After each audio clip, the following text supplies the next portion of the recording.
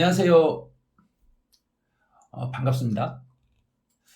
실무세법으로 여러분들 매일 레이버 밴드 실세클럽에서 여러분하고 하루에 사례 하나씩, 실무 사례 하나씩 제가 자료를 올려드리고 여러분이 서로 간에 토의를 통해서 하나하나 내용을 익혀가는 지금 실세클럽 실무세법을 제가 12월 초부터 지금까지 계속 이렇게 하루에 월요일부터 토요일까지, 일요일은 저도 쉬어야죠.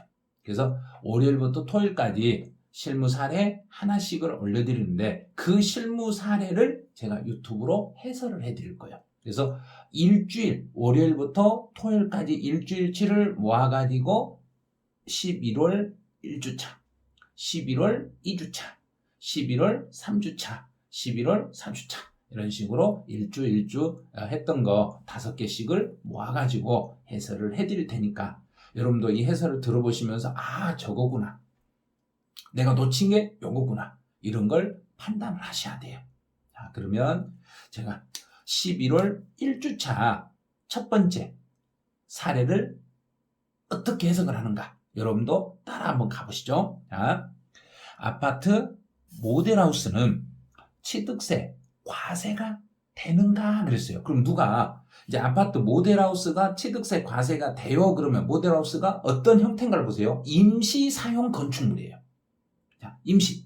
그러면 아파트 모델하우스는 1년을 초과하지 아니합니다 그랬죠. 그러면 임시 사용 건축물, 그러면 이렇게 딱 연결하셔야 돼요. 이렇게 임시 사용 건축물은 1년을 초과하는 게 있고 1년 이하가 있어요. 그럼 1년을 초과한 임시사용 건축물은 과세가 돼요. 1년을 초과하지 아니한 임시사용 건축물은 원칙적으로는 이것들은 비과세, 과세가 안 돼요. 그런데 단 1년을 초과하지 않았더라도 임시로 사용하는 경우일지라도 사치하는 재산이죠. 사치성 재산에 대해서는 과세가 돼요.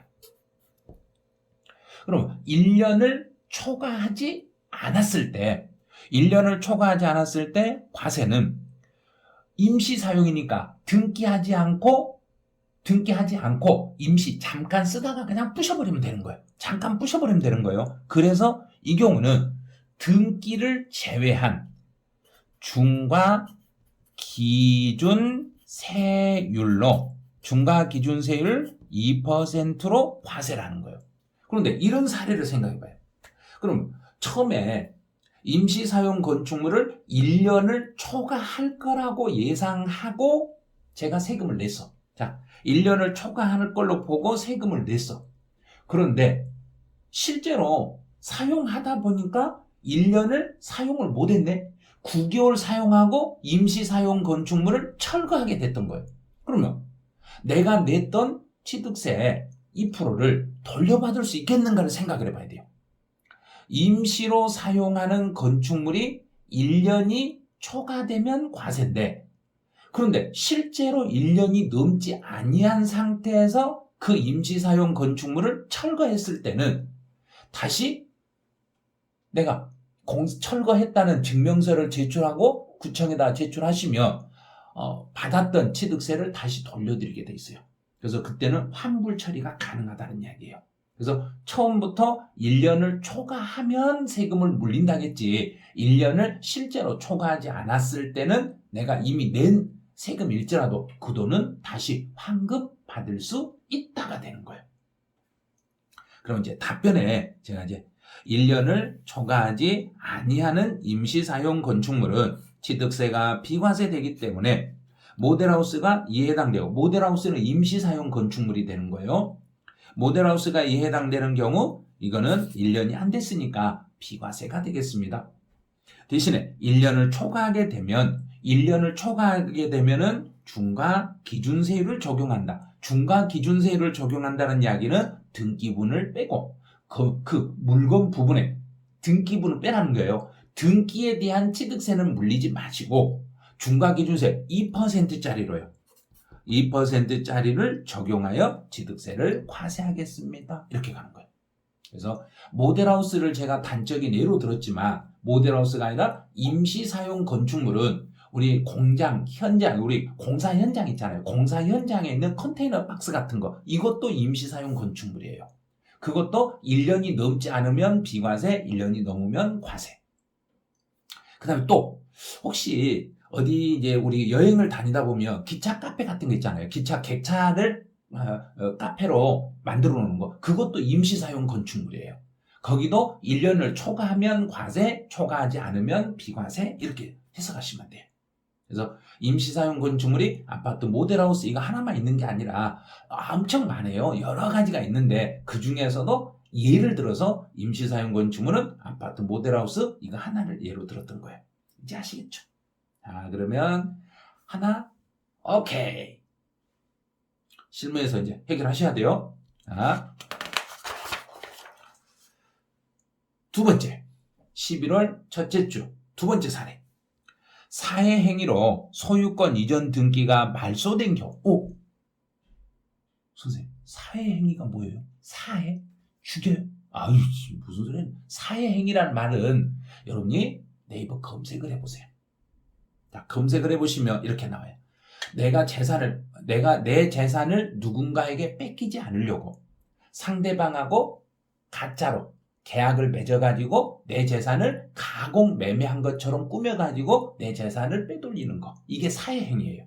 그래서 부정한 행위다. 그래서 이 부정한 행위를 제가 사회행위를 따로 이렇게 달아드렸어요. 여러분들 제발 검색 좀 하시고, 검색한 자료는 반드시 본인이 내 나름대로의 공간에다 저장을 하세요. 이 사회행위라는 것은 나중에 전문 용어가 어디 가서 많이 들으실 거예요. 그래서 민법에서도 아마 분명히 들었을 거예요. 부정한 행위로 인하여 거래가 된 것은 내가 소송을 제기해서 그걸 원래대로 원상회복시킬 수 있어요. 원래대로 다시 소송해서 다시 원위치시킬 수 있다는 이야기예요. 그래서 사회행위 취소의 소를 제기한다, 이 말은 부정한 행위로 넘긴 것을 다시 돌려받을 수 있다. 다시 원위치시켜서 그 재산을 뺏어올 수 있다는 이야기예요. 자, 그럼 볼게요. 증여로 취득한 부동산에 대해 법원이 사회행위를 원인으로 증여계약 취소 판결을 하여, 그럼 증여로 내가 이제 부정하게 내 재산을 상대방에게, 예를 들어서 제가 내 아파트를 우리 박 PD님에게 아파트를 증여를 해가지고 빼돌려놨어. 그럼 박 PD가 알았어요, 제 앞으로 해주세요 하고 넘겼어. 그럼 제가 나쁜 짓을 했더라도 이제 나는 재산이 없잖아요. 재산이 없으니까 이 재산을 나중에 누가 내 재산을 뭐 다 뒤집어도 없으니까 나한테 뺏어갈 수 있는 거 없잖아요. 그래서 나는 이제 됐어 하고 이러고 있었어. 그런데 누군가가 저 사람이요, 저 유튜브 찍으면서 자기 재산 박 PD에게 넘겨놓은 거예요. 그럼 건질러 버렸어요. 그래서 그쪽에서 이제 증여받은 사람한테 가서 이거 너 증여받은 거 가짜지. 그리고 그 가짜라는 걸 확인해가지고 다시 원래대로 원위치를 나한테 시킨 거예요. 증여계약을 취소시켜버린 거예요. 그럼 박 PD 좋다 말았네. 증여받았다가 또 다시 원위치로, 원상태로 돌아버린 거예요. 자, 그거예요. 증여 취득자의 소유권 이전 등기가 말소되고, 그러면 부정하게 증여를 받았던 것을 다시 원위치시키고, 원소유자에게 환원되는 경우에는 취득으로 보아야 되는 거예요. 그럼 원래 주인이 넘겼다가 다시 거기 등기를 다시 가져오는 거예요. 그런데 우리가 배울 때 이렇게 배웠잖아요. 증여를 통해서 증여로 취득한 이후에, 증여 취득 이후에 취득일로부터 60일 이내에 등록을 하지 아니한 상태에서 계약을 해지한 경우에는 취득이 아닌 걸로 봅니다. 이런 걸 배웠잖아요. 선생님, 실무하고 이론이 똑같네요. 그래요. 그런데 실무가 별개라고 생각하시는 분이 너무나 많다는 이야기예요. 그런데 여기서 사회행위라는 것은 부정하게 등기를 넘겼더라도 법원에서 그 등기를 원인 무효로 해가지고 다시 원래대로 원상복귀 시켰으니까 이건 새로운 거래가 아니란 이야기예요. 새로운 거래가 아니기 때문에 보세요. 소유권 이전 등기가 말소되고 원소유자에게 환원된 경우에는 취득으로 볼 수가 없습니다.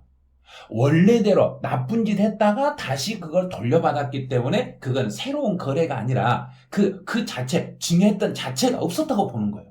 그래서 이런 경우는 이미 납부한 취득세는 환급 처리하셔야 됩니다. 그럼 우리 박 PD님이 증여를 받아서 취득세 낸 거 있잖아요. 그거는 다시 돌려주게 돼 있어요. 그런데 이자는 쳐주지 않는다는 거. 원금만 돌려준다는 거 알으셔야 돼요. 내 이자까지 돌려줘. 그러면 나쁜 짓 해놓거든. 세금 안 돌려줘 버린다? 이럴 수도 있어요.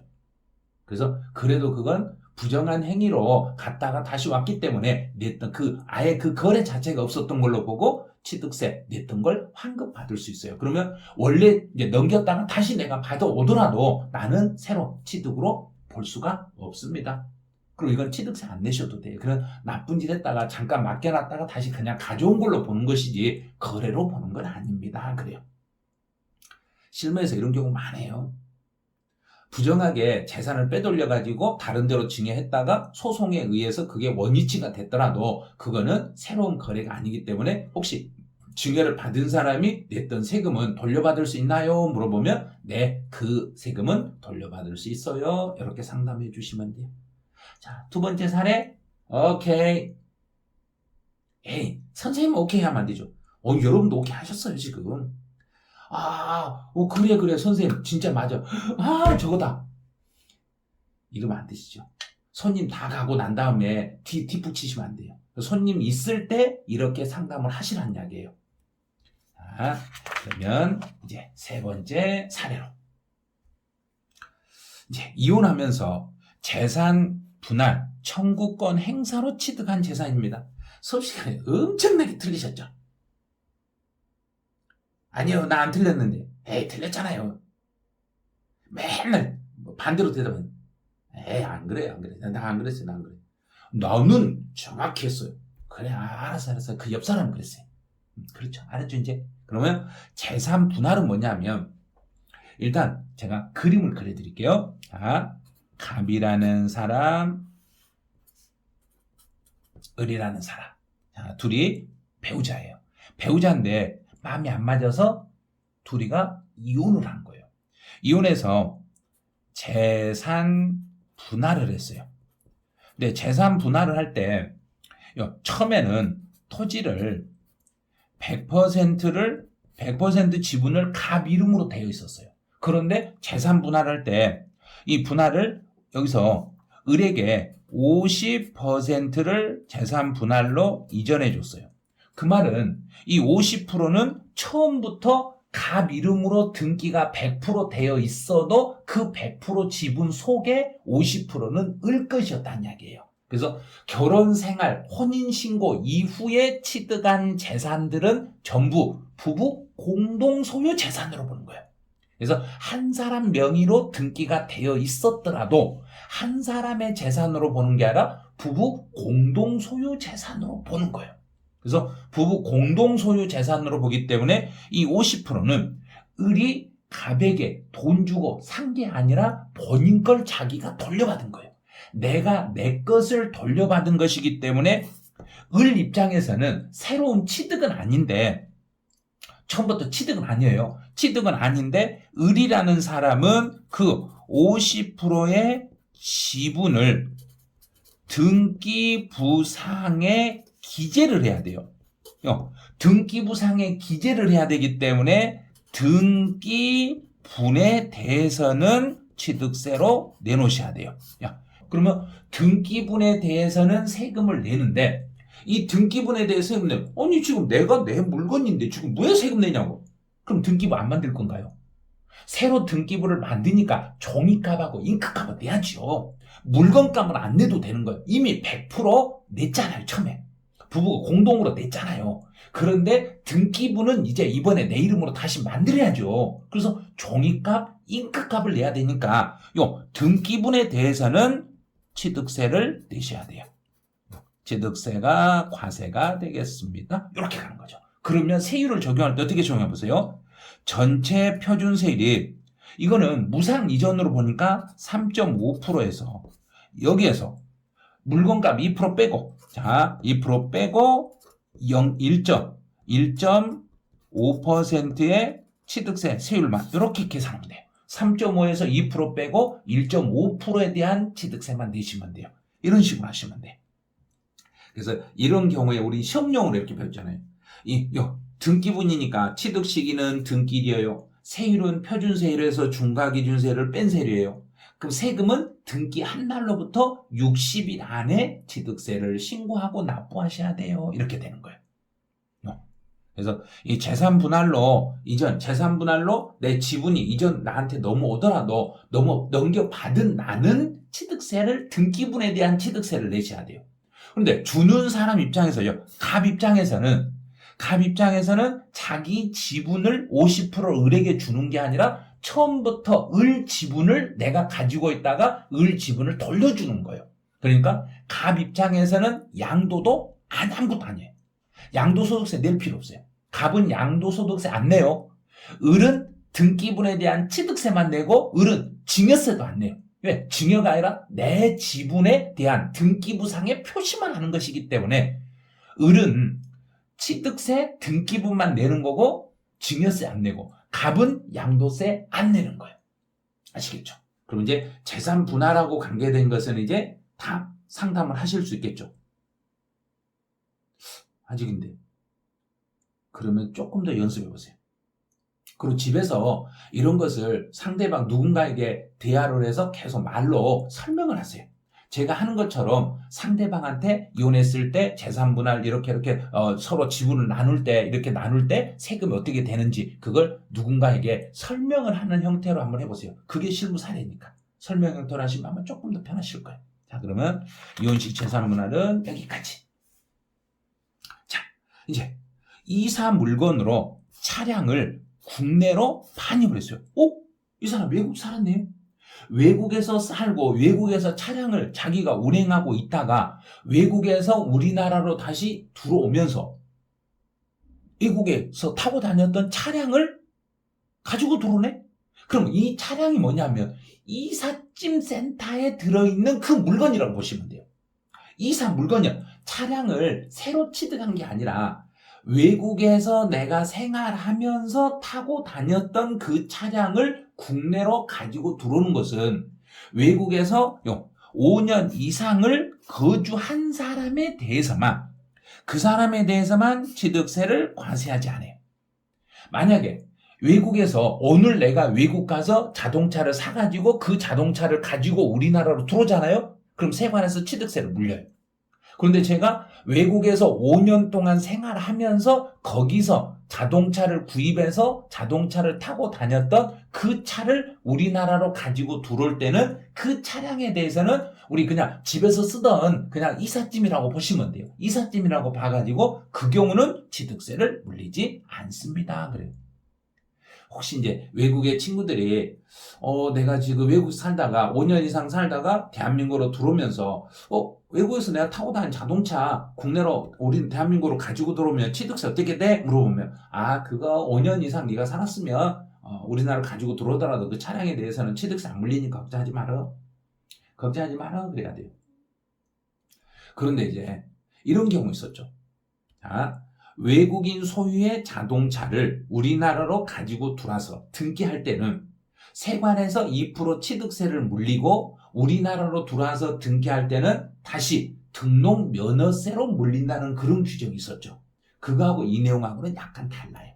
지금은 이 내용은 외국에서 내가 실제로 외국 걸 빌려오는 게 아니라 내가 외국에서 자동차를 사가지고 5년 동안 거기에서 생활하면서 내가 썼던 물건이에요. 그래서 우리 집에서 썼던 그 물건을 대한민국으로 가지고 들어올 때 이삿짐이라고 보고 그 차량은 취득세를 물리지 아니합니다. 이렇게 보시면 돼요.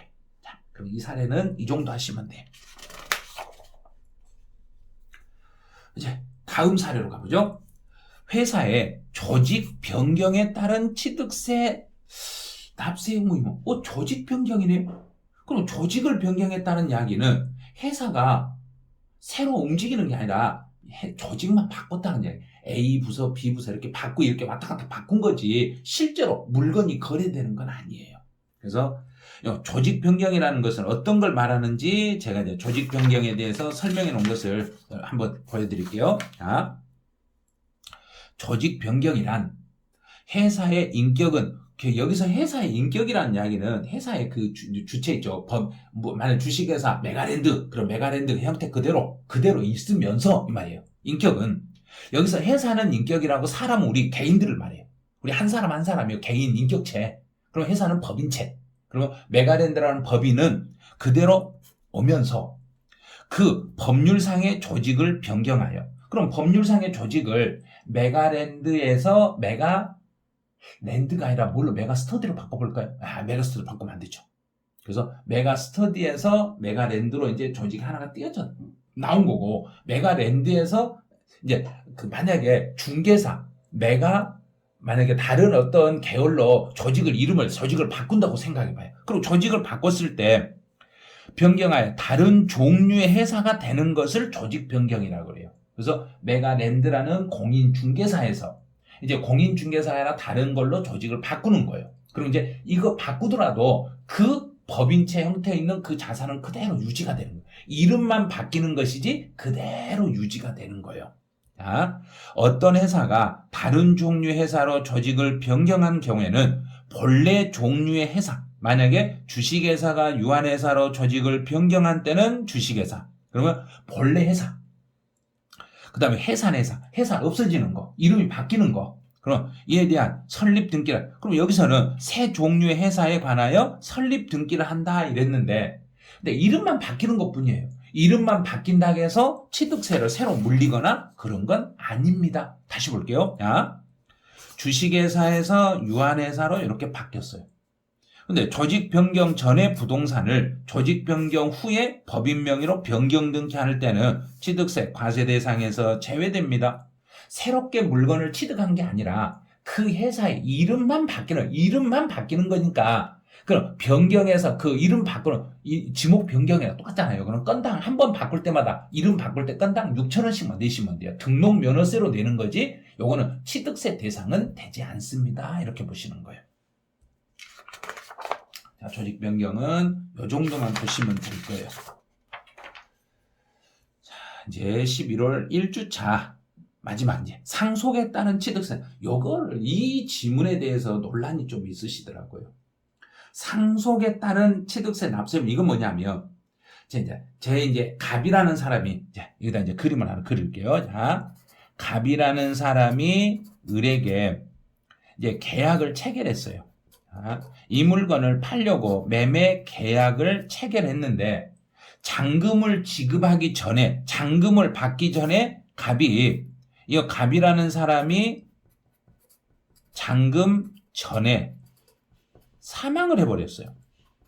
그럼 갑이 잔금 전에 사망을 했으면 갑이라는 사람이 을에게 소유권을 바로 넘겨주는 게 아니라 사망을 했으면 매매 계약은 이미 갑하고 을이 매매 계약을 체결을 했더라도 잔금을 완납하기 전에 매도인이 사망했을 때는 그러면 이 갑의 재산이 상속인에게 먼저 상속이 되는 거예요. 자, 상속이 되니까 상속인은 상속에 따른 취득세로 과세를 당해야 돼요. 상속은 상속인에게 넘어왔다가 다시 상속인이 이제 을에게 넘어가는 걸로 봐서, 또 을이라는 사람은 유상승계 취득으로 봐서 또 다시 취득세를 과세를 당해야 돼요.